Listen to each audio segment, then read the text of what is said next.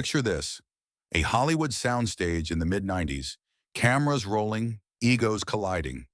Two martial arts legends in the same room, but only one of them knows when to stay humble.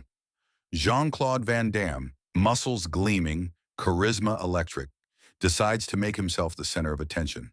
His target? Chuck Norris, the quiet man in the corner. The guy who doesn't need to prove anything to anyone. Van Damme throws jokes, mocking jabs, little digs designed to get laughs from the crew. And for a while it works. People chuckle nervously. Chuck says nothing, just watches, just waits.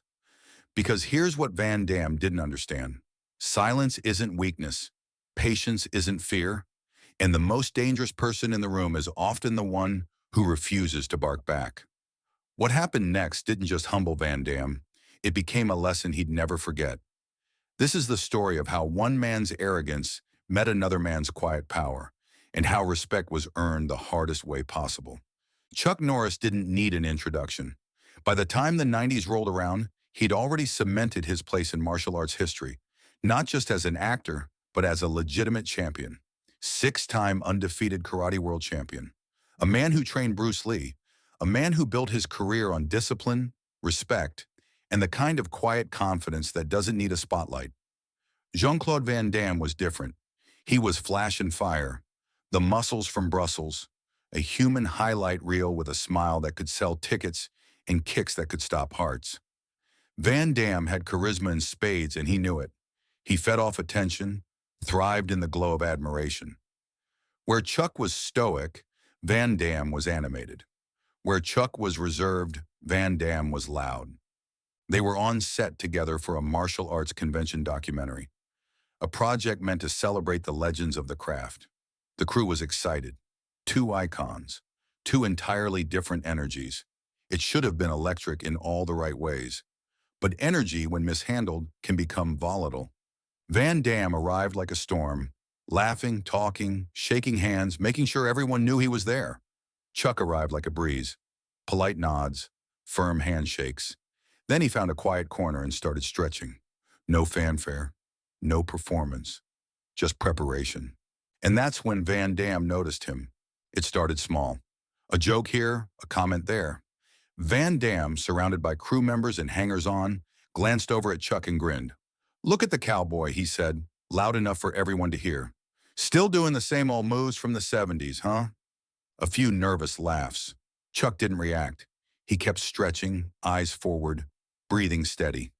Van Damme fed off the reaction. He walked closer, his entourage trailing behind him. "Hey, Chuck, you need help with that? Maybe I can show you some new techniques. You know, something from this century." More laughter, louder this time. The crew didn't know where to look. This was awkward. This was uncomfortable. But Van Damme was on a roll now, his ego inflating with every chuckle, every sideways glance. Chuck finally looked up. His face was calm. No anger, no embarrassment.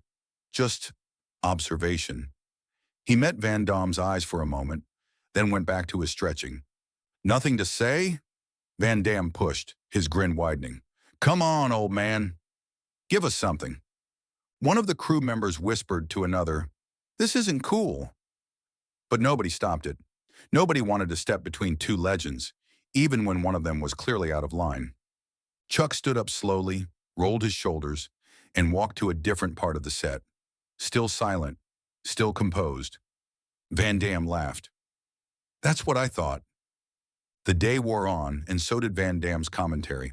During a break, he started mimicking Chuck's movements, exaggerating the simplicity, making them look stiff and outdated. The crew's laughter was more strained now, but Van Damme didn't notice. Or maybe he did, and he just didn't care. "This is how Chuck fights," Van Damme announced, throwing slow, deliberate punches in the air. Very retro, very safe. He punctuated the word with a smirk. One of the producers tried to redirect. "Jean-Claude, we should probably get ready for the next segment." "In a minute," Van Damme cut him off. He was having too much fun. He turned back to Chuck, who was now sitting on a equipment case drinking water. "Hey, Chuck, why don't we do a little sparring?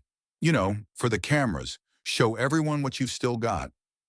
There it was, the challenge. Not a respectful invitation. A trap disguised as an opportunity.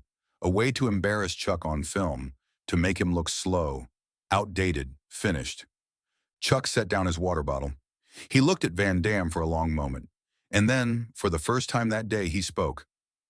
"If that's what you want." His voice was quiet, steady, no malice, no fear, just acceptance. Van Damme's grin faltered for half a second. Then it returned, wider than before. "Finally! The cowboy speaks." What Van Damme didn't know, what he couldn't have known, was that Chuck Norris didn't fight to prove himself anymore. He'd done that decades ago. He'd proven himself to Bruce Lee, to the karate world, to himself.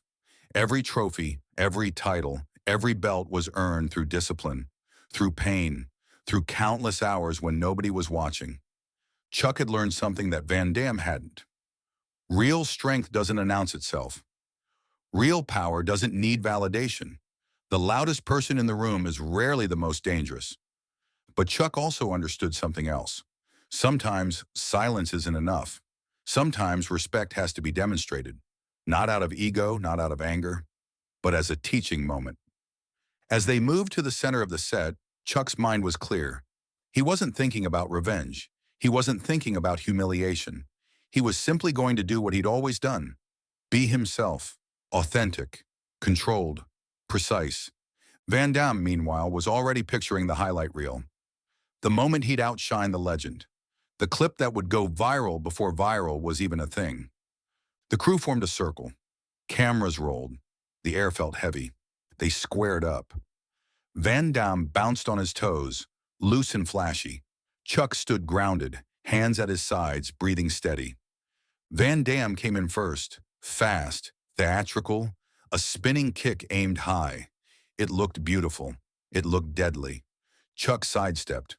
Not rushed, not desperate, just moved.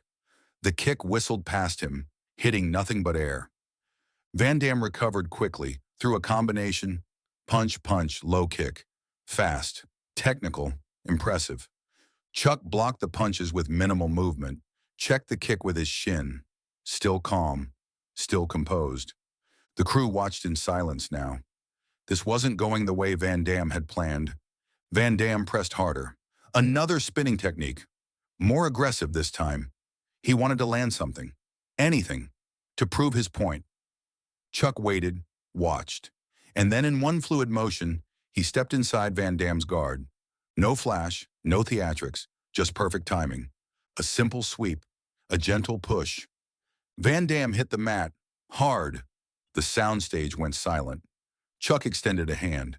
His face showed no triumph, no mockery, just the same quiet respect he'd shown all day.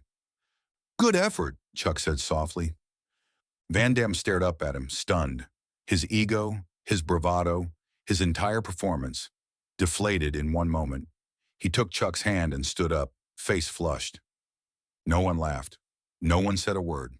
For the rest of the shoot, Van Damme was different. Quieter, thoughtful. He still had his charisma, but the arrogance had evaporated. When he spoke to Chuck now, it was with genuine curiosity, with respect.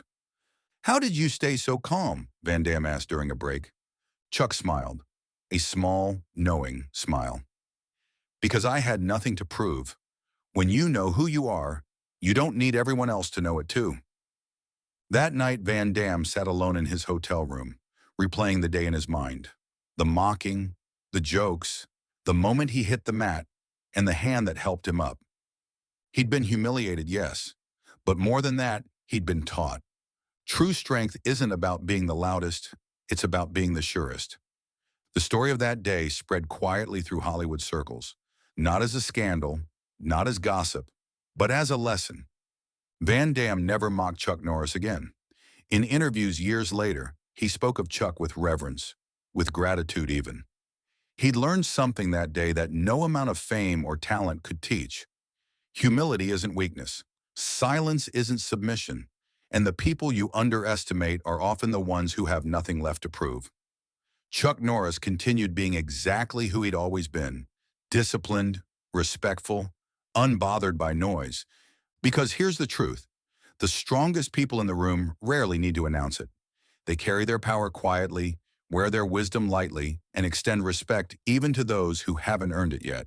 In a world that celebrates the loudest voice, be the person who knows when silence speaks volumes.